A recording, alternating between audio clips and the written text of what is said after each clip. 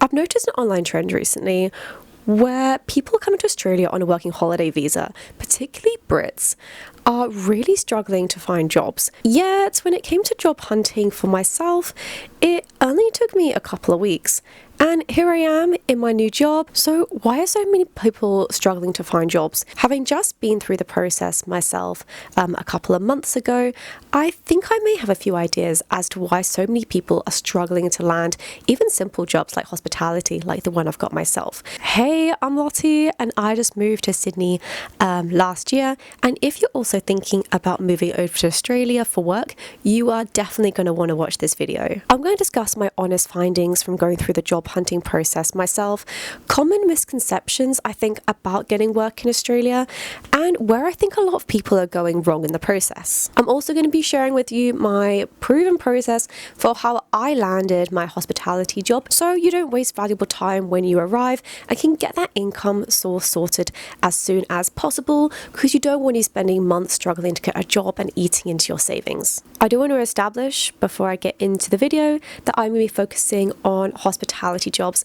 as that's where a lot of my previous work experience comes from, and that's the industry I am currently working in. Apologies guys if I sound a little bit rough. I've just sadly picked up my first Australian autumn cold.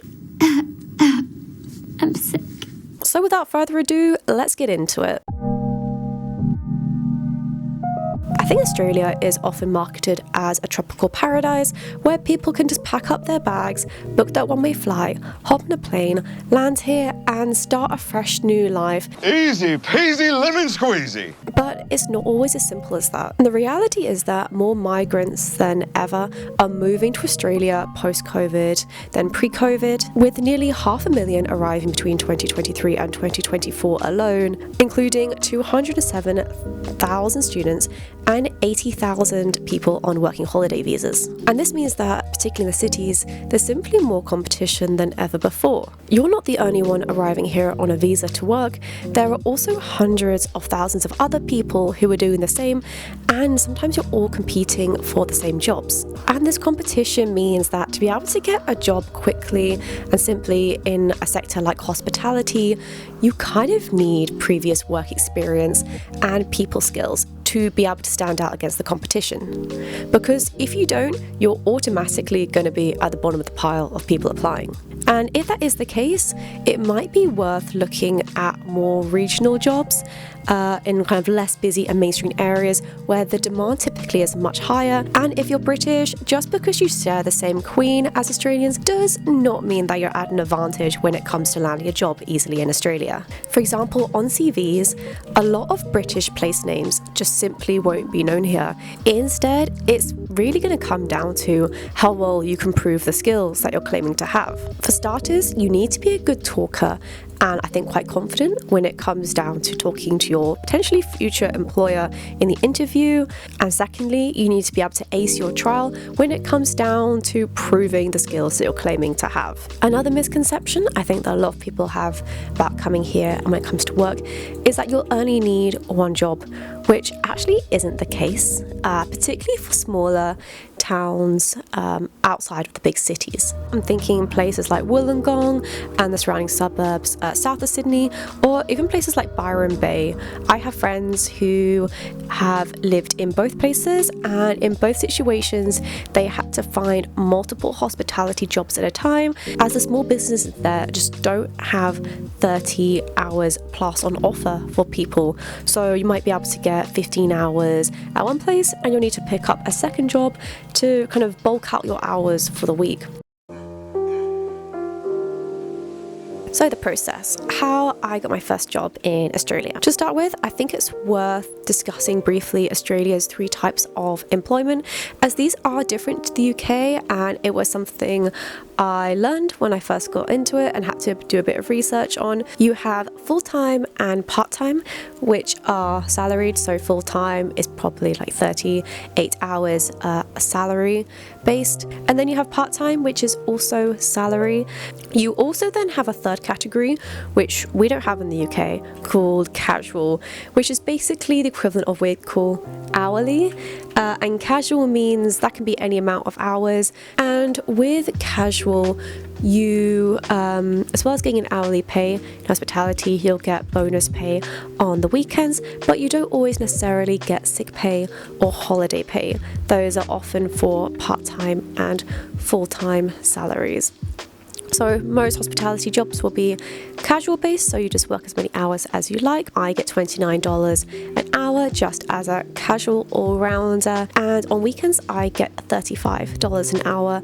But hospo jobs here are typically not minimum wage, which is amazing. So you can actually earn a livable wage working in hospitality as long as you do enough hours, basically.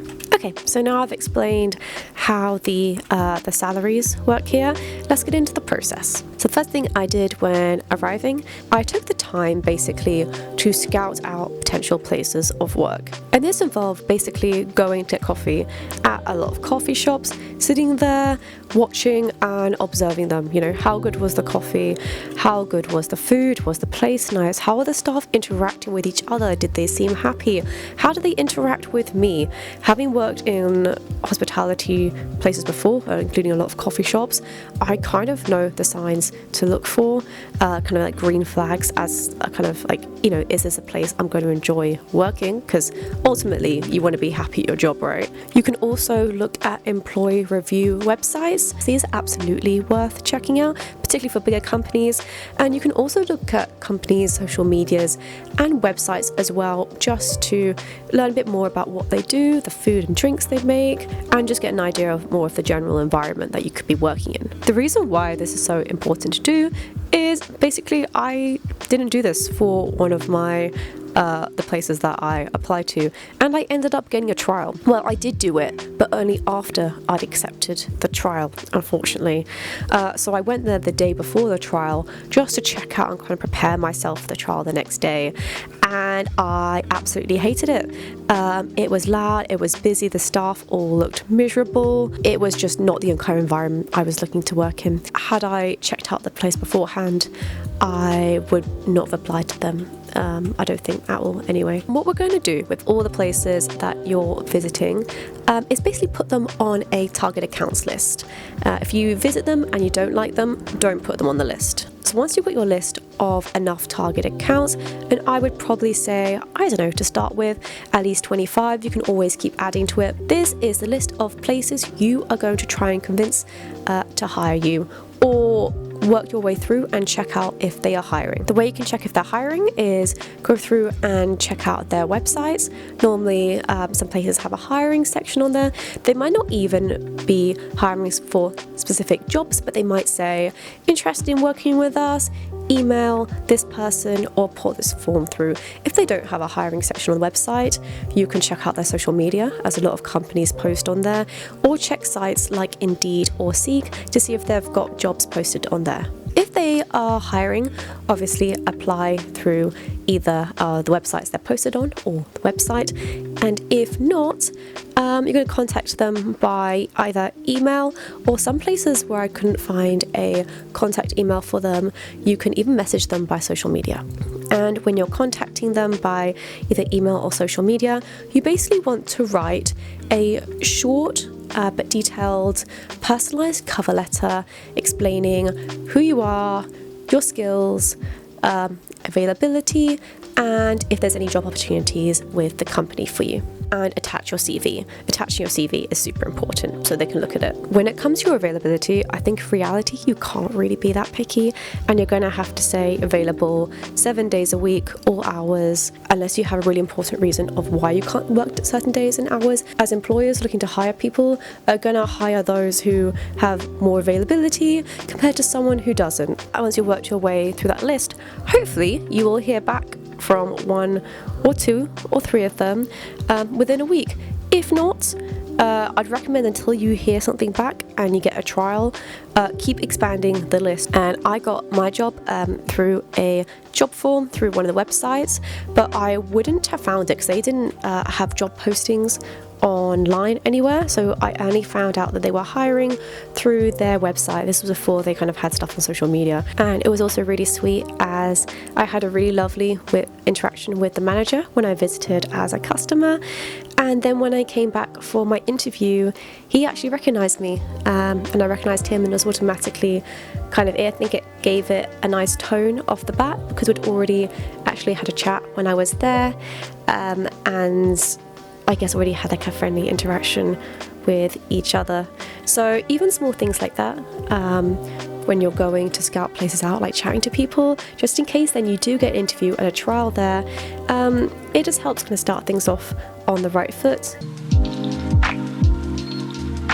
A common mistake I think people can make is having just one general CV that they use for applying for jobs in different industries and sectors. I think for hospitality, you really want to tailor your CV as much as possible to how it fits to hospitality, which means including keywords and even previous work experience, even if it's not in hospitality, tailoring your skills that you've learned from it towards how that can help in a hospitality setting. Another thing, don't be lazy when applying and not do your cover letter. I know no one likes doing cover letters. They're the most boring thing on the planet to write. Like, everyone knows this. You're not the only one, but you have to do it. It's just something you have to do when you're applying to jobs, because you're automatically at a disadvantage to every single other person who has done a cover letter. Like, you're at the bottom of the queue below them automatically from the get-go.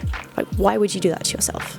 And I know you may be thinking, but who applies to a job without a cover letter?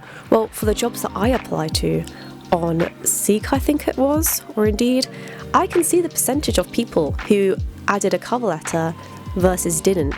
So I know some people are not applying with cover letters.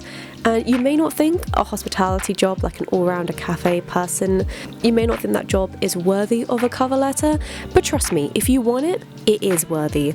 You have to stand out above the crowd. You have to convince the employer that you're worth bringing in for an interview. And the best way to do this and grab their attention and eloquently describe exactly how your skills are perfect for the job is with a cover letter. Ideally, you want to tailor the cover letter as closely to the job description as possible, and you can use ChatGPT for this a little bit, to give you like a start, but then go through and add the human touch and tailor it. If it's just a general cover letter that you're using for all coffee shops, it won't necessarily match the job description. Another mistake that I see actually a lot of people recommending as a tip for finding a job in Australia is going in person to places and handing in your CV. I know this may work, it seems in particular in places that are much smaller, like Wollongong or surrounding areas.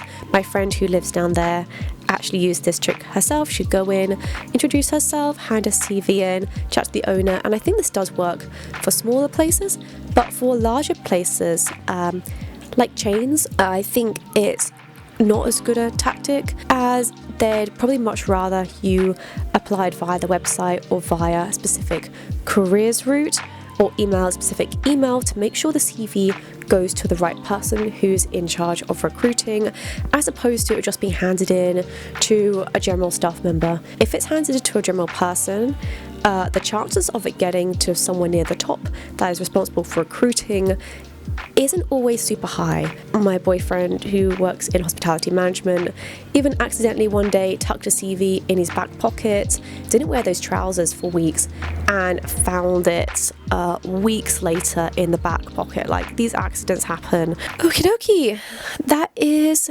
everything today. Thank you so much for watching. If you have recently moved to Australia and been through the job hunting process yourself on getting a job in hospitality or another area or industry, I would love to hear more about your experience. Please tell me more about it in the comments and share perhaps some of your top tips for finding a job or mistakes that you made early on. If you're thinking about moving to Australia or in a process of researching it, I have a playlist which I'd recommend you watch, or in particular, to learn more about the Australian culture before you move here, I'd recommend you check out this video I did on the differences between Australian and English culture. Well, I hope you have a lovely rest of your day or night, and hopefully I will see you in the next one.